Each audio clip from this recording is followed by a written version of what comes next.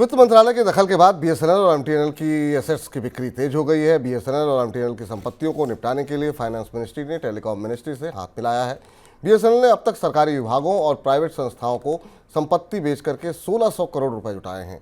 Company की योजना जमीन बेचकर अगले 4 से 5 साल में 20,000 करोड़ रुपए जुटाने की है। 31 मार्च 2022 तक बीएसएनएल के पास 1.26 लाख करोड़ रुपए और एमटीएनएल के पास 12,000 करोड़ से ज़्यादा की कीमत की संपत्ति है। इसके अलावा बीएसएनएल के पास 10,568 एकड़ और एमटीएनएल के पास 334.36 एकड़ जमीन थी।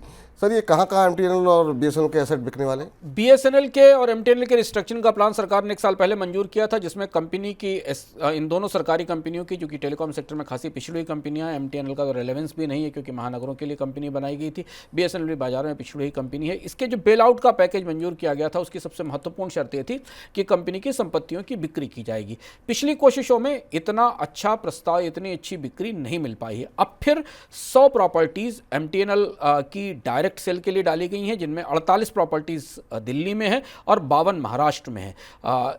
इसमें कनॉट प्लेस वाली प्रॉपर्टी जो नई दिल्ली की एमटीएनएल की कनॉट की प्रॉपर्टी है वो भी है। इसके अलावा जो प्रभा देवी मुंबई का टेलीफोन हाउस है वो भी शामिल है। कोलाबा का मुंबई का टेलीफोन हाउस शामिल है। इसके अलावा पवई, अंधेरी, बांद्रा, मुलुंड और वाशी और वर्ली की प्रॉपर्टीज़ भी बिक्री के लिए हैं। इसी तरह से बीएसएनएल की प्रॉपर्टीज़ को भी लिस्ट किया गया है बिक्री के लिए। लेकिन अभी तक पिछले जो एक्सपीरियंस रहे हैं बीएसएनएल और एमटीएनएल की रियल एस्टेट को बेचने के, उसे बहुत ज़्यादा फ़ायदा नहीं मिला, उस पर बहुत ज़्यादा अच्छा रिस्पांस नहीं आया है।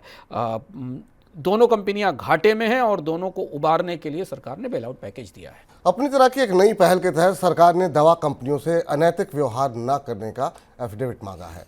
आपको बता दें कि दवा कंपनियों पर डॉक्टरों को अनैतिक प्रलोभन देने का आरोप लगते रहते हैं। सरकार के मुताबिक दवा कंपनियों से ये एफिडेविट फार्मास्यूटिकल मार्केटिंग प्रैक्टिसेस यानी कि यूसीपीएमपी के प्रावधानों के तहत लिया जा रहा है। यूसीपीएमपी के तहत दवा कंपनियों को डॉक्टरों के लिए विदेश में वर्कशॉप आयोजित करने या उन्हें होटल में ठहराने, महंगे डिनर या अन्य लाभ पहुंचाने से प्रतिबंधित कर दिया गया है। दवा कंपनियों को ये एफिडेविट 30 जून तक प्रस्तुत करना होगा।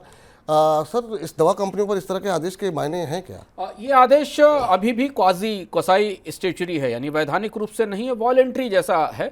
भारत के दवा उद्योग में डॉक्टरों को दी जाने वाली सुविधाएं कंपनियों की तरफ से अपने प्रोडक्ट को पुश करने के लिए खासी आम है और इसको लेकर बहस भी होती रही है। और पिछले दिनों में सरकार ने पिछले 2-3 सालों में सरकार ने इसमें दखल भी दिया है ताकि कंपनियां गलत ढंग से अपनी दवाएं डॉक्टर्स के जरिए पुश ना करा सकें।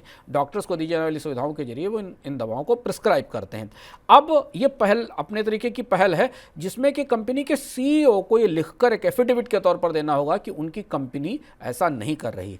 पहल तो अच्छी है लेकिन फिलहाल इसमें कार्रवाई की कोई गुंजाइश बनती नहीं दिखाई दे रही है। माना जा रहा है कि किस्म की वॉलंटरी तैयारी है, लेकिन हो सकता है आने वाले समय में इस तरीके के प्रावधान जोड़े जाएं कि जो कंपनियां ऐसा करती पाई गई फिर उन पर किसी तरह की कार्रवाई भी हो सकती है।